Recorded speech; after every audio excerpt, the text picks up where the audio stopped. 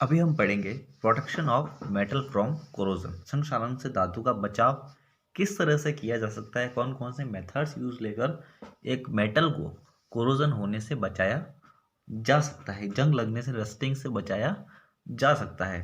तो first top point wise पढ़ेंगे इसको कि किस तरीके से होता है। तो फर्स्ट पॉइंट हम देखते हैं। फर्स्ट हम इसको लिख सकते हैं कि बाय इम्प्रूविंग मेटल डिजाइन, धातु की संरचना में सुधार करके। अब आप ये सोच रहे हो कि धातु की संरचना में किस तरह सुधार करके कि मेटल के डिजाइन में किस तरह का इंप्रूवमेंट करके कोरोजन ना हो। हमने दूसरे तो मेथड बहुत सारे देखे।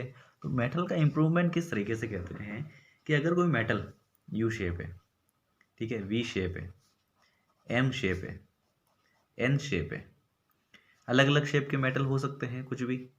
तो इन मेटल में इस तरह के अगर मेटल की डिज़ाइन होगी, जो भी हम प्रोडक्ट यूज़ कर रहे हैं कुछ भी, तो अगर इस तरह की डिज़ाइन होगी उसकी, तो मटेरियल क्या होगा, सीधा इसके अंदर अटैक करेगा और वहाँ पर क्या करेगा, पड़ा रहेगा।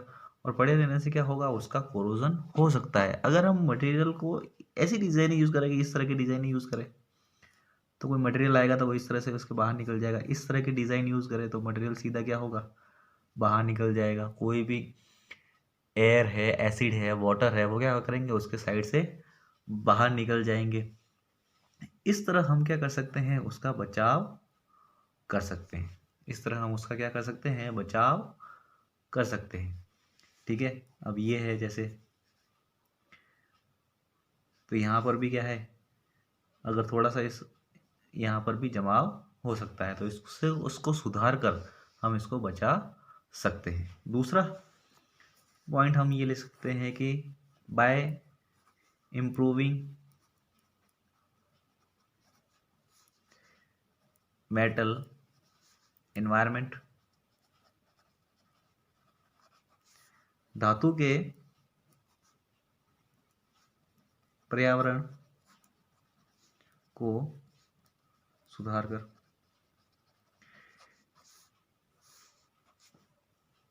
मेटल का एनवायरनमेंट किस तरह से इंप्रूव करके, जैसे कि हमारे पास कोई मेटल है, उस मेटल को ऐसी कंडीशन में रखा ही नहीं जाए कि उस पर कोरोजन हो सके। जैसे chlorine, carbon dioxide, sulphur dioxide, इस सब गैसेस से दूर रखा जाए, ठीक है, एसिड से दूर रखा जाए, मॉइस्चर से दूर रखा जाए, तो क्या होगा कि उसकी लाइफ क्या होगी, बढ़ जाएगी। तो इस तरह से उसको लाइफ को बढ़ाने के लिए आसपास के जो इसका वातावरण है, आसपास का जो इसका एनवायरनमेंट है, उसको उससे दूर कर कर उसको हम बचा सकते हैं, नमी से दूर रखे उसको बचा सकते हैं। ठीक है, अब इसके बाद थर्ड हम लिख सकते हैं बाय यूजिंग इनहिबिटर्स, अवरोधकों का उपयोग करके। अवरोधकों का किस तरह के उपयोग करके, कुछ अवरोधक या इनहिबिटर होते हैं, जैसे रेड ऑक्साइड, आपने नाम सुना होगा, रेड ऑक्साइड। ठीक है, रेड ऑक्साइड क्या करता है कि अगर किसी मेटल के ऊपर उसकी लेयर चढ़ा दी जाए, तो लेयर चढ़ाने पर वो जो कोरोजन कर सकते हैं, ऐसे मटेरियल जो कोरोजन कर सकते हैं, वो डायरेक्टली मेटल पर अटैक नहीं कर पाते हैं। और मेटल पर अटैक नहीं करने से उसका क्या, वो क्या हो जाते हैं, कोरोजन से बच जाते हैं। इसके बाद कुछ और चीज़ें हैं, जैसे bye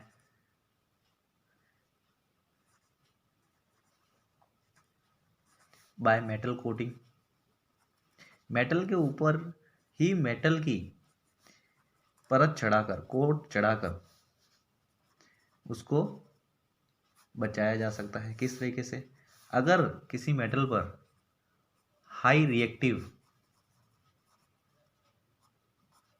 and low reactive metal की हम परत चढ़ा लें। हाई रिएक्टिव मतलब उच्च क्रियात्मक, उच्च अभिक्रियात्मक, और ये निम्न अभिक्रियात्मक। अब यहाँ पर हम समझते हैं इसको, ये कोई मेटल है, ठीक है। अब इसके ऊपर ऐसी कोटिंग कर दी जो हाईली रिएक्टिव है। हाईली रिएक्टिव मेटल होगा तो जो भी प्रोडक्ट, जो भी बाहर से आने वाले तत्व है वो इस पर अटैक करेंगे, तो सबसे पहले वो किससे रिएक्ट करेंगे, इससे रिएक्ट करेंगे, और इससे रिएक्ट करेंगे जब तक ये डिस्ट्रॉय होगा तब तक इस मेटल को कुछ नहीं होगा। और दूसरा है लो रिएक्टिव, ऐसे मटेरियल की कोटिंग चढ़ा ले जो बहुत ही कम रिएक्शन करता हो किसी अदर मटेरियल के साथ। तो ये भी जब ये बाहर वाली कोटिंग कम रिएक्शन शो कर रही है तो इस तक तो पहुँचते पहुँचते बहुत टाइम लग जाएगा। तो इस तरह भी इनकी कोटिंग करके भी इसको बचाया जा सकता है, मेटल की कोटिंग करके भी इनको बचाया, किसी पर्टिकुलर मेटल को कोरोजन से बचाया जा सकता है। अब मेटल की कोटिंग करने के भी अलग अलग तरीके होते हैं, जैसे स्प्रे करके, ठीक है, बाय टिनिंग। टिनिंग का क्या मतलब होता है कि अगर किसी मेटल के ऊपर टिन की लेयर चढ़ा दी जाए, टिन की परत चढ़ा दी जाए, अगर किसी भी मेटल के ऊपर टिन की परत, टिन लेयर चढ़ा दी जाए तो उसे हम कहते हैं टिनिंग। और यही, इससे क्या होगा कि पर्टिकुलर मेटल उस कोरोसिव मटेरियल के कांटेक्ट में नहीं आ पाएगा, क्योंकि गैल्वेनिक सीरीज में हमने देखा था टीन नीचे टीन नीचे वाला प्रोडक्ट था जो लेस रिएक्टिव था। लेस रिएक्टिव होने से मेटल क्या होगा, बचा रहेगा। इसके बाद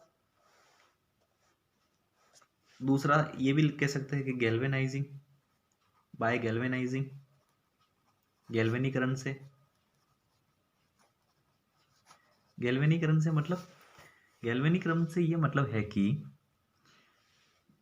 दो अलग अलग टाइप के मटेरियल को इलेक्ट्रोलाइट सॉल्यूशन में डुबाकर उस पर्टिकुलर दूसरे मेटल की कोटिंग उस पर अगर की जाए, जिससे क्या हो, कोट होने से उस मेटल के ऊपर क्या हो जाएगी, दूसरे मटेरियल की कोटिंग आ जाएगी एनोड और कैथोड बनने से, एनोड और कैथोड बनने से। और क्या होगा, इसकी कोटिंग इस पर हो जाएगी तो वो क्या होगा, पर्टिकुलर मटेरियल कोरोजन से बचा रहेगा। इसके बाद एक इम्पोर्टेंट प्रोटेक्शन है जिसे कहते हैं कैथोडिक प्रोटेक्शन, कैथोडिक बचाव,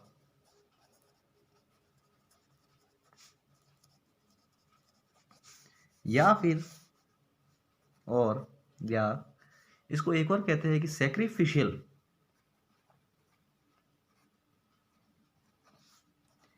anodic protection, sacrificial anodic protection या कैथोडिक प्रोटेक्शन।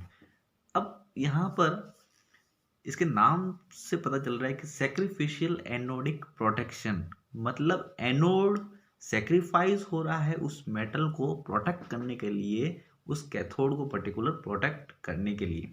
इसको एक डायग्राम से समझते हैं, जैसा कि एक पर्टिकुलर पाइपलाइन है, ठीक है, जो जमीन के अंदर है, ठीक है, एक जमीन के अंदर पाइपलाइन है। ये किसकी बनी हुई है, आयरन की बनी हुई है। अब ये आयरन की बनी हुई है जब और जमीन के अंदर है तो ये मॉइस्चर के कांटेक्ट में आएगी, मॉइस्चर के कांटेक्ट में आएगी तो इसका क्या होगा, कोरोजन होगा ही।